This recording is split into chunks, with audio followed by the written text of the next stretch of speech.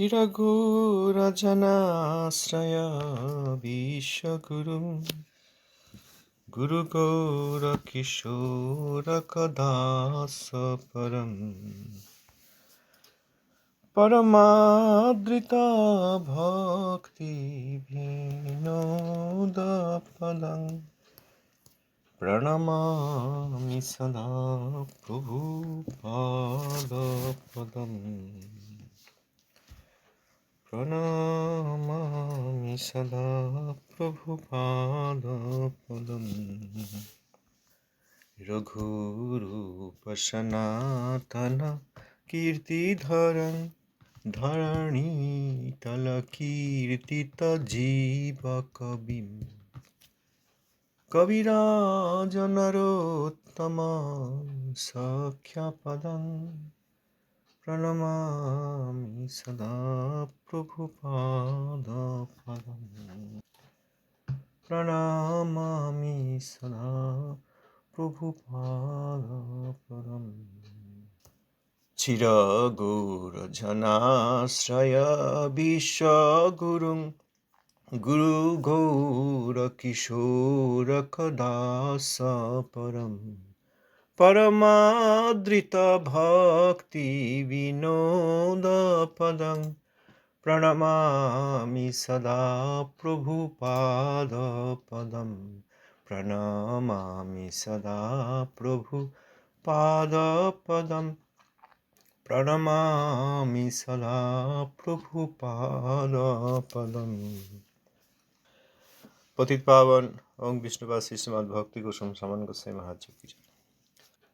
स्वपाद सचल प्रभुपाद जीव की जय। प्रभुपाद अष्टोत्तर शत शिष्ल भक्ति सिद्धांत सरस्वती गोस्वामी ठाकुर जीव की जय। अवधूत कुलोचूड़ामणि श्रील गौर किशोर दास बाबा महाराज जी की जय। श्रील सच्चिदानंद भक्त ठाकुर महाशय की जय। श्री रूपानुगाचार्य वर्ग की जय। भजनानंदी समागत वैष्णववृंद की जय। ओं विष्णुपाद श्रील सच्चिदानंद भक्त ठाकुर श्री श्री रूपानु शुद्ध भक्ति धारार भगीरथ लिखित जैव धर्म चतुर्थ अध्याय। এখানে আমরা পড়েছি যে কর্মবিদ্ধ এবং জ্ঞানবিদ্ধ দুই প্রকার বিদ্ধ বৈষ্ণব ধর্ম। এই দুই প্রকার বিদ্ধ বৈষ্ণব ধর্ম সরিয়ে রাখলে যেটি থাকে সেটি শুদ্ধ বৈষ্ণব ধর্ম। কলিদোষে অনেকেই শুদ্ধ বৈষ্ণব ধর্ম বুঝতে না পেরে বিদ্ধ বৈষ্ণব ধর্মকেই বৈষ্ণব ধর্ম মনে করেন। তার প্রমাণ আমরা এখানে পাই। জগতে প্রচুর সংখ্যক বৈষ্ণব মনে হয়, বেশিরভাগই সব বৈষ্ণব অপরাধী। তারা বিদ্ধ বৈষ্ণব ধর্মও পালন করেননি, কারণ বিদ্ধ বৈষ্ণব ধর্মের মধ্যে শুদ্ধতা নেই। সেখানে কর্মবিদ্ধ, কর্মের দ্বারা বিদ্ধ, বাণবিদ্ধ, কারোর গায়ে তীর লাগিয়ে তীর ছুড়ে দেওয়া হয়, তীর তাকে যদি বিদ্ধ করে তার শরীরকে, তীর বিদ্ধ হয়ে আছেন, বাণ বিদ্ধ হয়ে আছেন, সেরকম কর্মবিদ্ধ, কর্মের দ্বারা বিদ্ধ, এই জন্য শুদ্ধ ভক্তি নয়, বা জ্ঞানের দ্বারা বিদ্ধ, এই জন্য শুদ্ধ ভক্তি নয়। বেশিরভাগই এখন বৈষ্ণব অপরাধ। বৈষ্ণব অপরাধীরা বিদ্ধ বৈষ্ণব ধর্ম পালন করছেন না, তারা বৈষ্ণব অপরাধী, তাদের আর বৈষ্ণব ধর্ম নেই। আর যারা বৈষ্ণব অপরাধী নন, তবে এই কর্ম বা জ্ঞানবিদ্ধ বৈষ্ণব ধর্ম যারা পালন করেন, তাদের মধ্যে শুদ্ধ বৈষ্ণবের প্রকৃতি বুঝতে না পারার জন্য তাদের মধ্যে শুদ্ধ বৈষ্ণবের প্রতি অনাদর দেখা যায়, এটিও বৈষ্ণব অপরাধ। অতএব বিদ্ধ বৈষ্ণব ধর্মে অপরাধের সম্ভাবনাই বেশি, আর আমরা এখন বেশিরভাগ যা দেখি সবই অপরাধ। তারপর বললেন শ্রীমদ্ ভাগবত সিদ্ধান্ত করেছেন যে মানুষের তিন প্রকার পরমার্থ প্রবৃত্তি: ব্রাহ্ম প্রবৃত্তি, পরমাত্ম প্রবৃত্তি ও ভাগবত প্রবৃত্তি। ব্রাহ্ম প্রবৃত্তি যাঁরা জ্ঞানের আশ্রয়ে নির্বিশেষ ব্রহ্মতত্ত্বে রুচি হয়, যাঁদের নির্ভেদ ব্রহ্মানুসন্ধান করেন, একটা উপায় অবলম্বন করেন প্রথমে, এবং তার দ্বারা নির্বিশেষ হওয়ার চেষ্টা করেন, অর্থাৎ এই স্থূল শরীর সূক্ষ্ম শরীর থেকে ধারণাকে সরিয়ে আত্মায় নিয়ে আসেন। আত্মারও কোনো রূপ নেই, ব্রহ্মেরও কোনো রূপ নেই, আত্মাই অনুব্রহ্ম। সেই উপাসনা করতে গিয়ে তারা উপায় হিসাবে পঞ্চদেবতার উপাসনা করেন, গণেশ, সূর্য, শক্তি, শিব, বিষ্ণু। এইখান থেকেই জ্ঞানবিদ্ধ বৈষ্ণব ধর্ম উদিত হয়। এটা ব্রাহ্ম প্রবৃত্তি। আর পরমাত্ম প্রবৃত্তি, সেইটির দ্বারা যোগ তত্ত্বে কারো কারো রুচি হয়, অষ্টাঙ্গিক যোগ। যোগ তত্ত্বে রুচি হলে তারা যোগের দ্বারা, অষ্টাঙ্গিক যোগের দ্বারা বা ক্রিয়াকর্ম যোগের দ্বারা, সেখানেও বিষ্ণু মন্ত্রে দীক্ষা, বিষ্ণু পূজা ও ধ্যান সমস্তই থাকে, এগুলি কর্মাঙ্গ। অতএব পরমাত্ম প্রবৃত্তিক্রমে কর্মবিদ্ধ বৈষ্ণব ধর্মের উদয় হয়। ব্রাহ্ম প্রবৃত্তিক্রমে জ্ঞানবিদ্ধ বৈষ্ণব ধর্ম। আর এই ক্রিয়াকর্ম যোগ ও অষ্টাঙ্গী যোগ, অষ্টাঙ্গাদি যোগ, এইগুলির দ্বারা পরমাত্ম প্রবৃত্তির জন্য যে বিদ্ধ বৈষ্ণব ধর্ম উদিত হয়, সেটি কর্মবিদ্ধ বৈষ্ণব ধর্ম।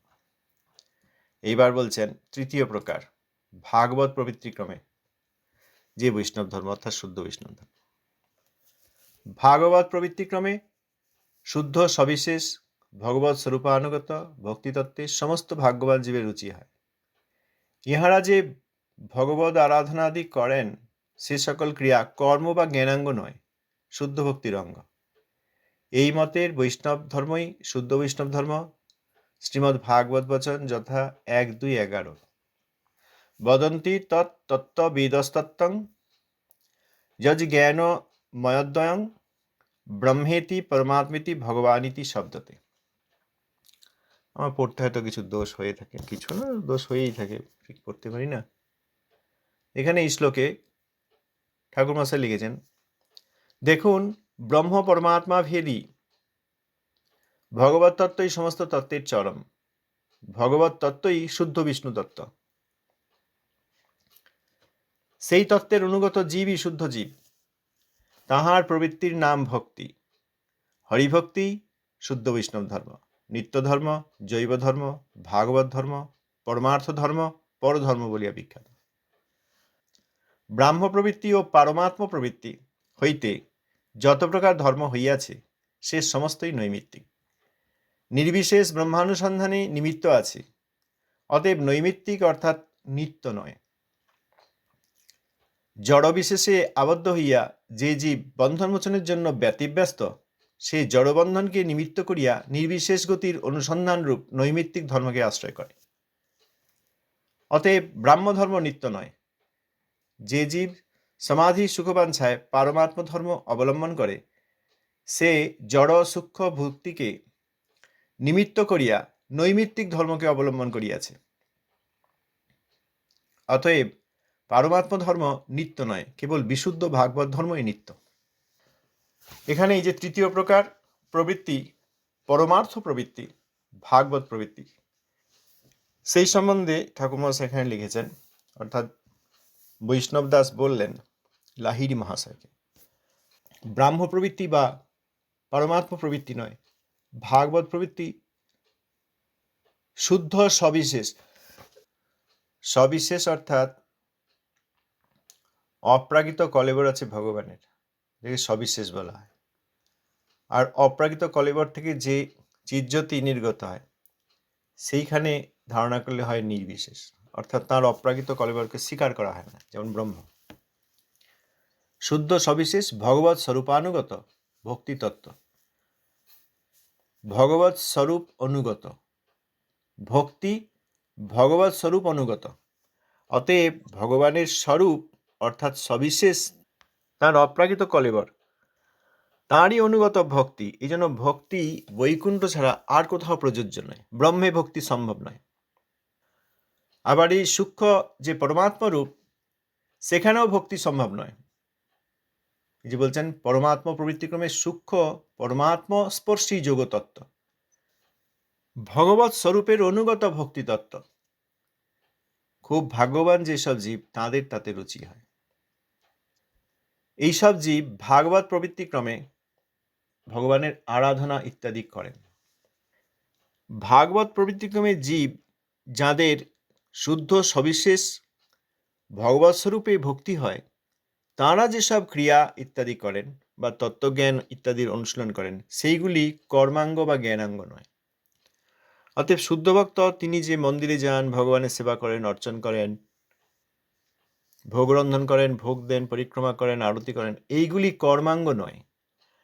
কিন্তু কর্মবিদ্ধ বা জ্ঞানবিদ্ধ যাঁরা, তাঁরা ব্রহ্ম এবং পরমাত্মার সাধনা করার জন্য যে উপায় অবলম্বন করেন সেইগুলি এইরকমই, ওই বিষ্ণু মন্ত্রে দীক্ষা নেন, বিষ্ণু পূজা করেন ইত্যাদি, সেইগুলি কিন্তু কর্মাঙ্গ।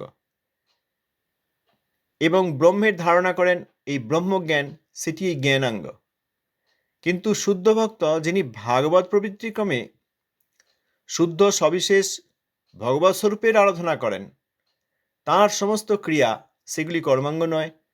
তাঁর যেই ভগবানের ধাম, আত্মতত্ত্ব, সেবাতত্ত্ব ইত্যাদি, ভগবানের স্বরূপ তত্ত্ব, নামতত্ত্ব, ধামতত্ত্ব, আত্মতত্ত্ব, এইগুলির যে চর্চা, আলোচনা, এইগুলি জ্ঞানাঙ্গ নয়। এই জ্ঞানটি প্রয়োজন ভগবৎ স্বরূপের বিশেষ পরিচয় পাওয়ার জন্য, এই জ্ঞানটি প্রয়োজন, অতএব এটি জ্ঞানাঙ্গ নয়।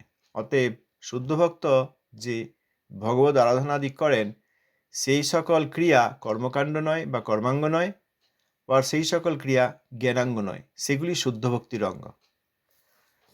এই জন্য শ্রীল রূপ গোস্বামীপাদ শ্রী ভক্তির রসামৃত সিন্ধুতে শুদ্ধ ভক্তির সংজ্ঞা দিয়ে যে বলেছেন জ্ঞান ও কর্মার দনাবৃতম, সেখানে বলেননি যে জ্ঞান শূন্য ভক্তি বা কর্মশূন্য ভক্তি, বলেছেন সেই সমস্ত জ্ঞান নয় যেগুলির দ্বারা ভক্তি আবৃত হবে, সেই সমস্ত কর্ম নয় যেগুলির দ্বারা ভক্তি আবৃত হবে, কিন্তু ভক্তিন্মুখী, ভক্তির সহায়িকা যেসব কর্ম, সেইগুলি সেবা, সেইগুলি ভক্ত করবেন। ভক্তি লাভের জন্য যে সমস্ত তত্ত্বজ্ঞানাদির প্রয়োজন আছে, তত্ত্বজ্ঞান, সম্বন্ধ জ্ঞান ইত্যাদি, সেইগুলির আলোচনা করবেন, সেইগুলির শ্রবণ কীর্তন করবেন। অতএব জ্ঞান শূন্য ভক্তি বা কর্মশূন্য ভক্তি আচরণ বলেননি। কর্ম জ্ঞান যেগুলি আবরণাত্মিকা, যেগুলি আবরণ করে শুদ্ধ ভক্তিকে, সেই সমস্ত কর্মজ্ঞান করবেন না। অতএব ভাগ্যবান জীব যারা ভাগবত প্রবৃত্তিক্রমে শুদ্ধ সবিশেষ ভগবানের স্বরূপের অনুগত যে ভক্তি, সেই ভক্তিতত্ত্বের রুচিবিশিষ্ট, সেই ভক্তিতত্ত্বের রুচিবিশিষ্ট, তাঁরা যেসব ভগবত আরাধনা আদি ক্রিয়া করেন, সেগুলি কর্মাঙ্গ নয়। ভগবত আরাধনার জন্য প্রয়োজনীয় যে তত্ত্বজ্ঞান, সম্বন্ধ জ্ঞান আদির আলোচনা করেন, সেগুলিও জ্ঞানাঙ্গ নয়, সেগুলি প্রয়োজন। কোনো ব্যক্তি বলতে পারবেন না যে আমি তো কেবল ভক্তির আচরণ করব, অতএব আমার এসব তত্ত্বের কোনো প্রয়োজন নেই, তত্ত্ব জানার কোনো প্রয়োজন নেই, কেন এসব শ্রবণ কীর্তন করব, এটা বলতে পারবেন না। বা ভগবানের সেবা ওসব করে কী হবে, আমি তো কেবল ভক্তির আচরণ করব, ওগুলি তো কর্মক্রিয়া হয়ে যাচ্ছে। বাসন ধোয়া, ঠাকুর ভগবানের জন্য বাসন ধোয়া, রান্না করা, ভোগ দেওয়া, অর্চন, আরতি ইত্যাদি, এগুলো তো কর্মকাণ্ডের মধ্যে পড়ছে, তা বলতে পারবেন না, এগুলি সেবারূপ কর্ম।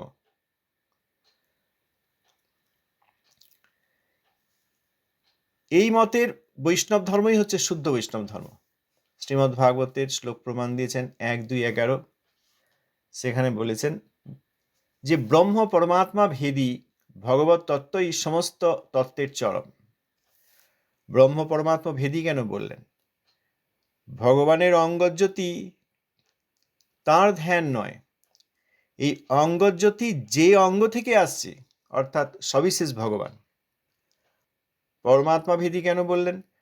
পরমাত্মা যে সূক্ষ্মরূপ অপ্রাকৃত সবিশেষ ভগবানের, সেই পরমাত্মার মধ্যেই, সেই পরমাত্মার সান্নিধ্য উপাসনা নয়।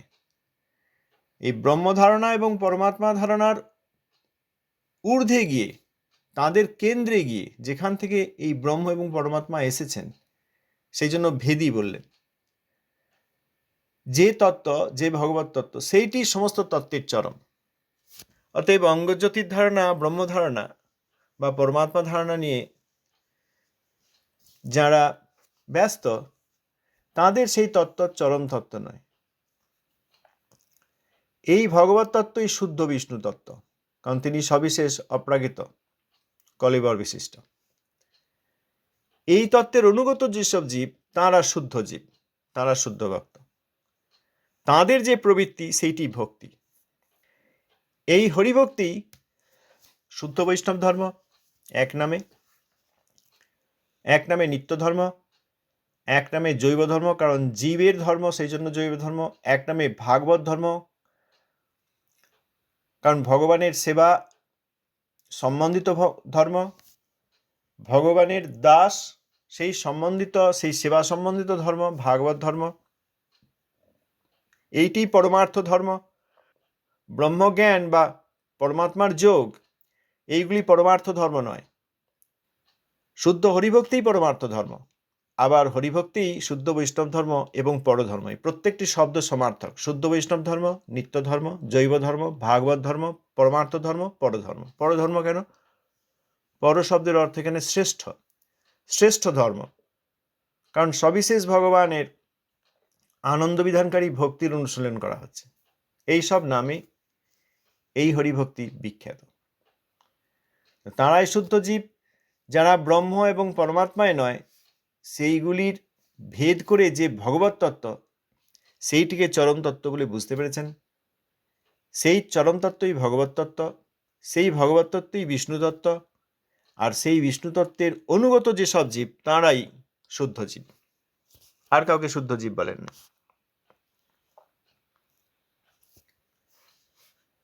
সেই শুদ্ধ জীবের যে প্রবৃত্তি সেইটি ভক্তি, সেই ভক্তির এতগুলি সমার্থক শব্দ। এরপর বলেছেন যে ব্রাহ্ম প্রবৃত্তি আর যে পরমাত্মা প্রবৃত্তি, এইখান থেকে যত প্রকার ধর্ম আছে সেগুলি একটিও নিত্য ধর্ম নয়। সবিশেষ ভগবানের ভক্তিরূপ যে ধর্ম সেটি নিত্য ধর্ম, জীবের ধর্ম। আর নির্বিশেষ ব্রহ্মানুসন্ধান, নির্ভেদ ব্রহ্মানুসন্ধান অর্থাৎ অদ্বৈত সিদ্ধি, অদ্বৈতবাদীদের অদ্বৈত সিদ্ধি, সেইটি নিত্য ধর্ম নয়, সেটি নৈমিত্তিক ধর্ম। জড় বিশেষে অর্থাৎ এই প্রাকৃত শরীরে স্থূল বা সূক্ষ্ম, কৃতিয়প্তেজ মরুদ্ভূমের স্থূল শরীর বা মন বুদ্ধি অহংকারের সূক্ষ্ম শরীর, সেখানে যে আত্মা আমি আবদ্ধ রয়েছি, এই আবদ্ধতা থেকে, এই বদ্ধতা থেকে মুক্ত হওয়ার জন্য যেসব জীব ব্যতিব্যস্ত যে কি করে মুক্তি হবে, মুক্তি পিপাসা, তারা এই জড়বন্ধনকেই নিমিত্ত করে ওই নির্ভেদ ব্রহ্মানুসন্ধান রূপ ধ্যানের দ্বারা, জ্ঞানের দ্বারা নির্বিশেষ গতি লাভ করার চেষ্টা করেন। নির্বিশেষ গতির এই প্রাকৃত জগতে স্থূল বা সূক্ষ্ম শরীরে আমি আবদ্ধ থাকতে চাই না, আমি যে আত্মা, আমি এখান থেকে মুক্তি লাভ করতে চাই, এই জন্য ব্যস্ত তাঁরা যে সমস্ত আচরণ করেন জড়বন্ধন থেকে মুক্ত হওয়ার জন্য, এই জড়বন্ধনকে নিমিত্ত করে আমি বদ্ধ আছি, আমি মুক্ত হতে চাই, তাহলে নিমিত্তটা কি? আমার বদ্ধতা। আমি যদি বদ্ধ না থাকতাম তাহলে ব্রহ্মানুসন্ধান করতাম না। আমার বদ্ধতাই একটি কারণ, সেই বদ্ধতা থেকে আমি যাতে মুক্ত হতে পারি সেই জন্য যে কাজ করে সেটা নৈমিত্তিক ধর্ম। অতএব মুক্তি পিপাসা এটা নৈমিত্তিক পিপাসা। বদ্ধতা আছে বলে মুক্তি পিপাসা, বদ্ধতা আছে বলে মুক্তি পেতে চাই। সেই জন্য এই ব্রহ্মানুসন্ধান বা ব্রহ্মের জ্ঞান অর্জনের প্রচেষ্টা এবং ব্রহ্ম লোকে যাওয়ার প্রচেষ্টা, এইটি নৈমিত্তিক ধর্ম। অতএব ব্রহ্মলোকে যারা যান, নৈমিত্তিক ধর্ম আচরণ করে তারা ব্রহ্মলোকে যান। অতএব ব্রহ্মলোকে স্থিতি নৈমিত্তিক ধর্মের একটি ফল। অতএব এই ব্রাহ্ম ধর্ম অর্থাৎ নির্ভেদ ব্রহ্মানুসন্ধান এটি নিত্য নয়। আবার যেসব জীব সমাধি পেতে চান, পরমাত্মার সান্নিধ্যে সমাধিস্থ হয়ে থাকতে চান, তাদের যে পরমাত্ম ধর্ম, তারা যে ধর্ম অবলম্বন করেন সেটি পরমাত্ম ধর্ম, অর্থাৎ এই কর্মযোগ এবং অষ্টাঙ্গিক যোগাদি, সেটিও নৈমিত্তিক ধর্ম। কারণ তারা একটা সূক্ষ্ম ভুক্তি, এই যে জড় সূক্ষ্ম ভুক্তি, পরমাত্মার সান্নিধ্য লাভ করে আমি সমাধিস্থ হয়ে থাকব সিদ্ধলোকে, এটা এক ধরনের ভোগ। এটাও একটা জড় সূক্ষ্ম ভোগ। স্থূল ভোগ রসগোল্লা খাওয়া, স্থূল ভোগ দৃশ্যাদি দর্শন করা, স্থূল ভোগ ভালো ভালো গান শোনা, কারণ এখানে ইন্দ্রিয়গুলি তাদের বিষয়গুলিকে ভোগ করছে, স্থূল ভোগ। আর সূক্ষ্ম ভোগ বলেছেন এই পরমাত্মা প্রবৃত্তি, অর্থাৎ আমি পরমাত্মার সান্নিধ্যে গিয়ে সেখানে সমাধিস্থ হয়ে থাকব। এটা এক ধরনের জড় ভোগ, তবে সূক্ষ্ম জড় অনুভূতি, সূক্ষ্ম জড় ভুক্তি। ভুক্তি মানে বলছেন জড় সূক্ষ্ম ভুক্তি, এটাও জড় ভাবনা। কারণ তটের ভাবনা, এই সিদ্ধলোক ও তটের মধ্যে, বিরজা ব্রহ্মলোক সিদ্ধলোক ওই তটের মধ্যে, তারপরে বৈকুণ্ঠ। বৈকুণ্ঠ সেইখানটা হচ্ছে পরব্রহ্ম, অর্থাৎ অপ্রাকৃত আকাশ। সেই অপ্রাকৃত আকাশে অপ্রাকৃত বৈকুণ্ঠ। আর এখন আমরা যেখানে আছি এটা ইতরবম, অর্থাৎ অপ্রাকৃত নয়, অপর, অর্থাৎ মাইক। মাইক আকাশের মধ্যে অনেক মাইক ব্রহ্মাণ্ড রয়েছে, সেখানে থাকা হচ্ছে এই জড়দেহে, জড়জগতে থাকা। এর মাঝামাঝি যে স্তর রয়েছে সেটি তট। অতএব কেবল বিরজা তট নয়, ব্রহ্মলোকও তট, সিদ্ধলোকও তট। ব্রহ্মলোক আর সিদ্ধলোকের মধ্যে পার্থক্য এই দর্শকের পার্থক্য। যারা চিজ্যোতি, ভগবান এবং তার ধামের যে জ্যোতি, ভগবানের অঙ্গজ্যোতি বা ধামের থেকে নির্গত যে জ্যোতি, সেই ব্রহ্মলোকে যান, তারাও তটেই রয়েছেন, কারণ তারা এখনো বৈকুণ্ঠে পৌঁছাননি। তাদের ব্রহ্মানুসন্ধান রূপ যে জ্ঞান, ব্রহ্মজ্ঞান, ভগবানের তটস্থা শক্তির সম্বিত ক্রিয়ায় যে ব্রহ্মজ্ঞান পাওয়া যায়, এবং ভগবানের তটস্থা শক্তির লাদিনীর বৃত্তিতে যে ব্রহ্মানন্দ পাওয়া যায়, সেইগুলি ওই তাদেরকে তটেই রাখে। তারাও তটস্থ জীব। কেবল বিরজার মধ্যে যারা আছেন তারা তটস্থ নন, ব্রহ্মলোকও তটস্থ, তটে রয়েছেন, এটিও মধ্যবর্তী স্থল। আবার সিদ্ধলোকও মধ্যবর্তী স্থল। সিদ্ধলোকে গিয়েও জড় অনুভূতি হচ্ছে, কারণ বৈকুণ্ঠে তারা এখনো পৌঁছাননি। তবে সূক্ষ্ম জড় অনুভূতি, সূক্ষ্ম জড় ভুক্তি, এটা একটা ভোগ। আমি সমাধিস্থ হয়ে পরমাত্মার সান্নিধ্য লাভ করব, এই ধারণা যাদের, তাদেরও ওই নিমিত্ত এটি যে আমি এখানে নয়, এখানে স্থূল এবং সূক্ষ্ম শরীরের আবরণে ঢাকা থাকব না, আমি আত্মা এই মাইক ব্রহ্মাণ্ড থেকে মুক্তি পেয়ে তটস্থ সিদ্ধলোকে গিয়ে অবস্থান করব। সেখানে গিয়ে কি করব? সমাধিস্থ হয়ে পরমাত্মার সান্নিধ্য লাভ করব। অতএব সেটিও একটি জড় সূক্ষ্ম ভুক্তি। এইটি চাওয়া হচ্ছে, এইটি কারণ, এইটি উদ্দেশ্য, অর্থাৎ নিমিত্ত। সেই জন্য পরমাত্মযোগীগণের যে কর্মযোগ বা অষ্টাঙ্গিক যোগ, সেগুলিও নৈমিত্তিক ধর্ম। নির্ভেদ ব্রহ্মানুসন্ধান রূপী যে জ্ঞান বা পরমাত্মার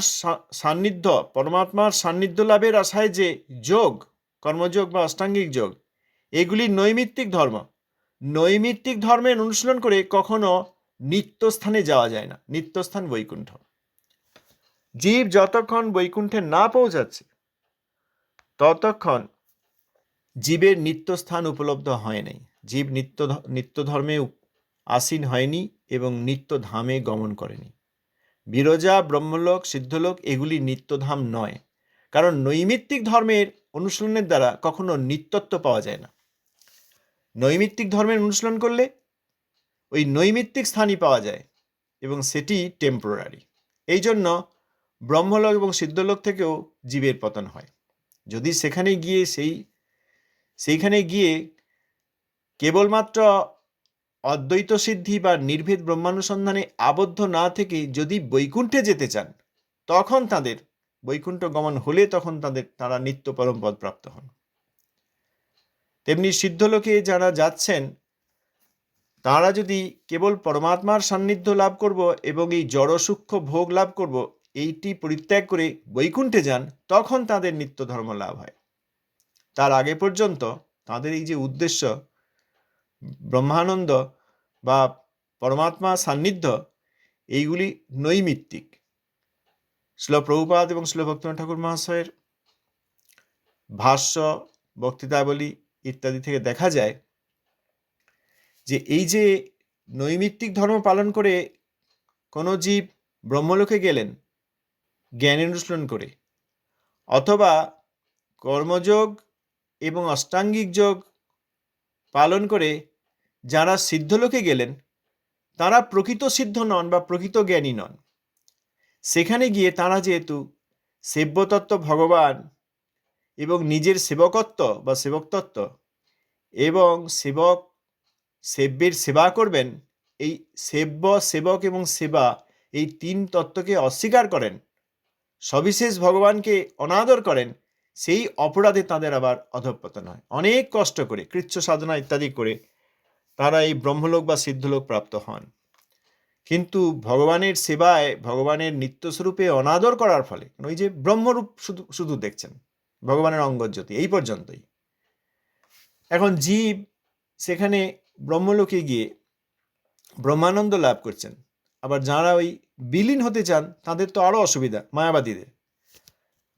শুদ্ধ অদ্বৈত সিদ্ধি যারা পান, যেটা আমাদের শ্রী শঙ্করাচার্য দিয়েছেন, যে এই পর্যন্ত আসুক, শুদ্ধ অদ্বৈত সিদ্ধি পাওয়ার পর বৈকুণ্ঠ দর্শন করে সেখানে আকর্ষিত হয়ে বৈকুণ্ঠের ভজনা করে বৈকুণ্ঠে যাবে, এই উদ্দেশ্য তার।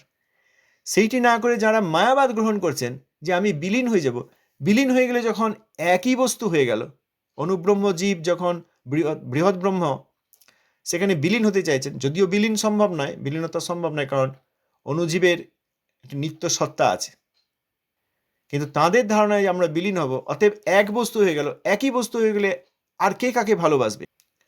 আবার এই পরমাত্মার সান্নিধ্যেও তাই। কর্মযোগ বা অষ্টাঙ্গিক যোগের দ্বারা সিদ্ধলোকে গিয়ে যে পরমাত্মার সান্নিধ্য লাভ করেন, তখন তারা এই পরমাত্মার মতো এই সূক্ষ্ম রূপ ধারণ করেন। তখন তারা আবার ভাবেন, ও আমিই তো পরমাত্মা হয়ে গেছি। এইভাবে তারা পরমাত্মার আসন গ্রহণ করেন। শ্রীল প্রভুপাদ অন্যত্র বলেছেন যে এইগুলিও অধঃপতন। এই ব্রহ্মলোকে যাওয়া আর সিদ্ধলোকে যাওয়া শুনতে মনে হচ্ছে যে জ্ঞানী পুরুষগণের স্থান ব্রহ্মলোক এবং সিদ্ধ পুরুষগণের স্থান সিদ্ধলোক, কিন্তু এইগুলি অপরাধমূলক স্থান এবং এগুলিও জীবের অধঃপতনের ফল, অর্থাৎ ব্রহ্মলোকে অবস্থান এবং ব্রহ্মানন্দ প্রাপ্তি, সিদ্ধলোকে অবস্থান এবং পরমাত্মার সারূপ্য এবং পরমাত্মার সান্নিধ্য প্রাপ্তি, এগুলিও আসলে অধঃপতন। এই জন্য বলেছেন শ্রী চৈতন্য চরিতামৃতে যে নরক বাঞ্ছয় তবু সাজুজ্য না লয়। ভক্তজীব ঠিক আছে, আমাকে নরকে পাঠিয়ে দাও, কোনো অসুবিধা নেই, কিন্তু আমাকে যেন সাজুজ্য দিও না, কারণ এই যেন অপরাধের শাস্তি। অতএব ব্রহ্মলোকের জ্ঞানীগণ এবং সিদ্ধলোকের সিদ্ধ পুরুষগণ এনারা অধঃপতিত। তবে তাদের আরেকটি অধঃপতন হয়, ওই লোক থেকে অধঃপতিত হয়ে আবার ওই মাইক ব্রহ্মাণ্ডে আসেন। দু রকম অধঃপতন, একটা হচ্ছে সেইখানে যাওয়া এক ধরনের অধঃপতন, ব্রহ্মলোকে যারা থাকেন এবং সিদ্ধলোকে যারা থাকেন যেসব আত্মা, সেটা অধঃপতনের ফলেই সেখানে যান, কারণ ভগবত তত্ত্বকে স্বীকার করেন না, সেব্য, সেবক, সেবা, এই তিন তত্ত্বকে স্বীকার করেন না, অনাদর করেন, অতএব অধঃপতনের স্থান সেগুলি। আবার তাদের এই মাইক ব্রহ্মাণ্ডে পতন হয়। অতএব দুই প্রকার পতনই হচ্ছে, সিদ্ধিটা পতন, আবার সেই সিদ্ধি স্থান থেকে মাইক ব্রহ্মাণ্ডে পতন, দুটোই। এখানে ঠাকুর মহাশয় বলেছেন, সুতরাং এই ব্রাহ্ম ধর্ম এবং পরমাত্ম ধর্ম এই দুটি নৈমিত্তিক ধর্মকে অবলম্বন করেছে। অতএব এই পরমাত্ম ধর্ম নিত্য নয়, কেবল বিশুদ্ধ ভাগবত ধর্মই নিত্য। আজ এই পর্যন্ত থাক, সময় হয়ে গেছে। ধন্যবাদ, প্রণাম। কেউ কিছু বলতে চান?